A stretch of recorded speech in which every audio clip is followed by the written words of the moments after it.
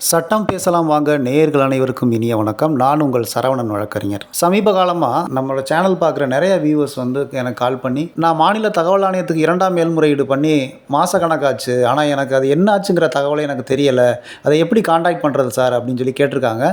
இப்போ மாநில தகவல் ஆணையத்துக்கு 2வது மேல்முறையீடோ அல்லது புகார் மனுவோ அனுப்பி அதுக்கப்புறம் எந்த தகவலும் வரல, உங்களுக்கான விசாரணை தேதி தெரியல, உங்களோட மனு என்ன ஸ்டேட்டஸில் இருக்குது அப்படிங்கிற சந்தேகங்களுக்காக தான் இந்த வீடியோ. மாநில தகவல் ஆணையத்துக்கு எந்தெந்த வகைகளில் நம்ம காண்டாக்ட் பண்ணலாம் அப்படிங்கிறத பற்றி இந்த வீடியோவில் நான் தெளிவாக சொல்லியிருக்கேன். வாங்க நம்ம வீடியோக்குள்ளே போகலாம்.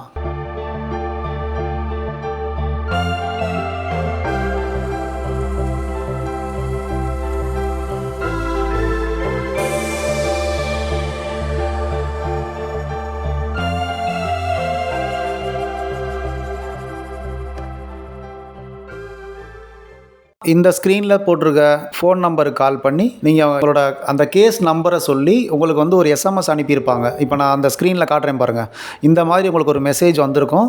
இந்த மெசேஜ் மாதிரி உங்களுக்கு ஒரு மெசேஜ் வந்திருந்தால் அதில் உள்ள நம்பர் இருக்குது பாருங்கள், 2ஆம் மேல்முறையீட்டு மனு எண் அப்படின்னு போட்டு ஒரு நம்பர் சொல்லி போட்டிருக்காங்க. அல்லது புகார் மனு எண்ணுன்னா புகார் மனு எண் அப்படின்னு வந்திருக்கும். அதை பொறுத்து அதில் உள்ள நம்பர் என்னவோ அதை சொல்லி அந்த டேட்டை சொல்லி, சார் என்ன ஸ்டேட்டஸில் இருக்குது அப்படின்னு கேட்டிங்கன்னா சொல்லுவாங்க. ஒருவேளை அப்படி காண்டாக்ட் பண்ண முடியலை அப்படின்னா இமெயில் மூலமாக நீங்கள் தொடர்பு கொள்ளலாம்.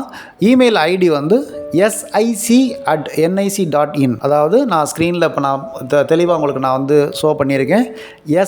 sic@nic.in அப்படிங்கிற இமெயில் ஐடிக்கு நீங்கள் போயிட்டு அந்த அட்ரஸுக்கு நீங்கள் அனுப்பிவிடுங்க.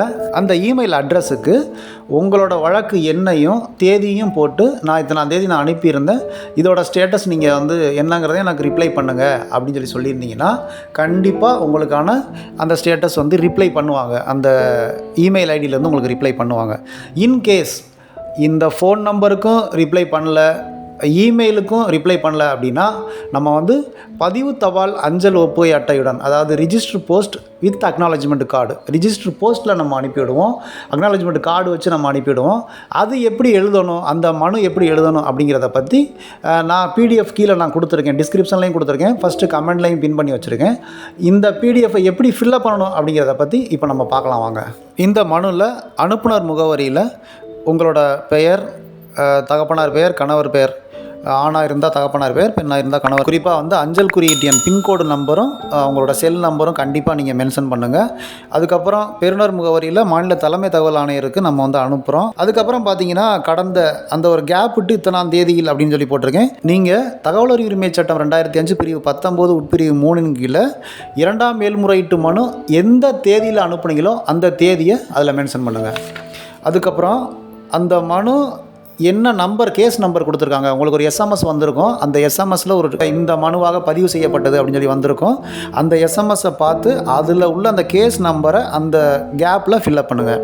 அதுக்கப்புறம் எத்தனை மாதமாக உங்களுக்கு ரிப்ளை ஆகலை, 2ஆம் மேல்முறையீட்டு மனு மாநில தகவல் ஆணையத்துக்கு அனுப்புகிறீங்கல்ல, அந்த மனு அனுப்பி எத்தனை மாதம் ஆகுது அப்படிங்கிறத பற்றி இந்த இடத்துல அந்த கேப்பில் போடுங்க. அதுக்கப்புறம் இந்த ஏற்கனவே நீங்கள் சொன்னது மாதிரி அந்த மனு எண்ணையும் கீழே அந்த ப்ரேயரில் போட்டுட்டு இடம், நாள், இடம் உங்கள் ஊர், நாள் என்றைக்கு அனுப்புகிறீங்களோ அன்றைக்கி போட்டு இப்படிக்கு தங்கள் உண்மை இல்லை அப்படிங்கிறதுல கையெழுத்து போட்டு ஒரு ஜெராக்ஸ் எடுத்து வச்சுக்கிட்டு அதுக்கப்புறம் ரிஜிஸ்டர் போஸ்ட் வித் அக்னாலஜ்மெண்ட் கார்டில் நீங்கள் அனுப்புங்க. உங்களுக்கான தகவல்கள் கண்டிப்பாக சேரும். நன்றி நண்பர்களே.